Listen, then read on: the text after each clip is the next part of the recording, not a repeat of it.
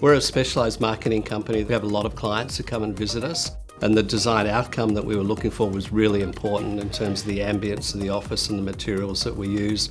We went through the different alternatives with Porter and we landed on the Porter Contours range, which is what we've installed. We came up with the curved wall concept because we wanted to welcome people into the office, and rather than having sort of a sharp edge, as you walk into the office and walk around the curve, it sort of welcomes you into the main area of the office. People walk into the office and they touch our wall because timber is a very tactile material. The secret doors work really well from a design perspective and from a practical perspective. It gives us privacy, gives us some quiet, and also gives us a really nice design feature.